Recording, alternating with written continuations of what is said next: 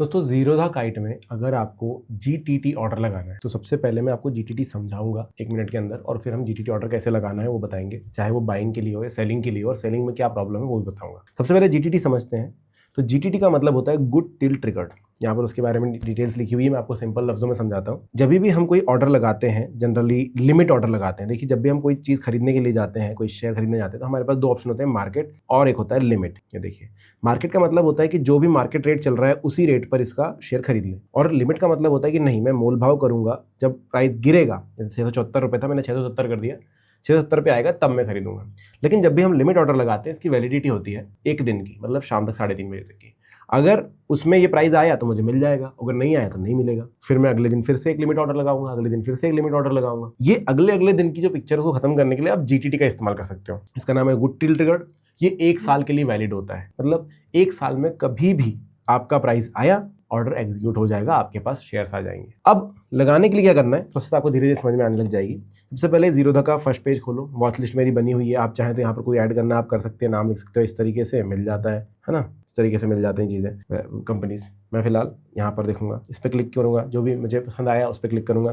Click करने के बाद मैं बाय का बटन दबाऊंगा। बाय का बटन दबाने के बाद मैं क्वांटिटी सिलेक्ट करूंगा, यहाँ पर लिमिट सिलेक्ट करूंगा। हो सकता है कि मार्केट पर हो, मैं लिमिट सिलेक्ट करूंगा और अपना प्राइस डालूंगा कि मेरे को इतने में खरीदना है भाई, ठीक है।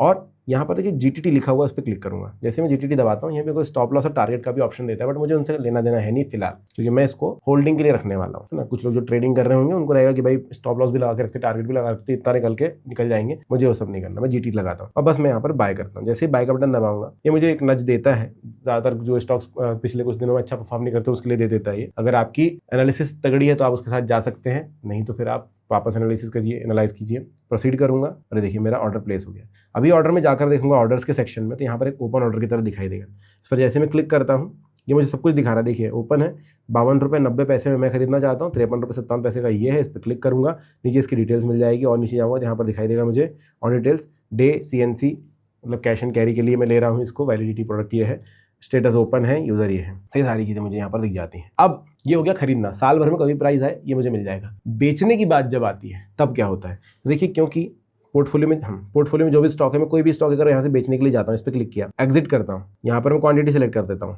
एक में मुझे बेचने है, स्वाइप टू सेल करता हूँ, ठीक है, कंटिन्यू।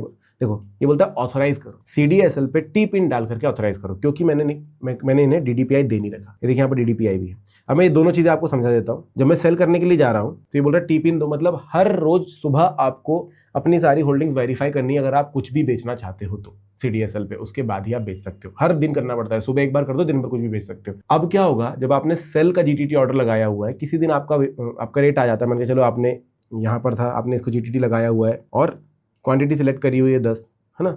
बेचने के लिए प्राइस आ गया, आपने बोला 107 रुपये का, अभी है मैं 110 रुपये में बेचूंगा। 110 रुपये प्राइस आया, बिकेगा नहीं क्योंकि ऑथराइजेशन नहीं है। उसके लिए आप क्या कर सकते हो, ये देखिए यहाँ पर 2 ऑप्शन देता है ना, ये देखिए इनेबल DDPI, ये DDPI आप इनेबल कर लो तो क्या होता है, अब आपके ब्रोकर के पास ऑथराइजेशन होता है कि वो बेच सकता है। तो आपको यहाँ पर कोई T पिन हर रोज डालने की जरूरत नहीं होती, आप बस स्वाइप टू सेल करो, बिक जाएगा कभी भी। ये करने के लिए थोड़ा सोच समझ के करना, मैंने अभी तक नहीं किया क्योंकि बस मुझे नहीं करना है, तो आप भी सोचिए। बाकी GTT मैंने आपको समझा दिया। अगर आपको कुछ क्वेश्चन है उसके अंदर तो आप कमेंट सेक्शन में पूछ सकते हो। वीडियो अच्छा लगा तो लाइक सब्सक्राइब जरूर कर देना। Thank you.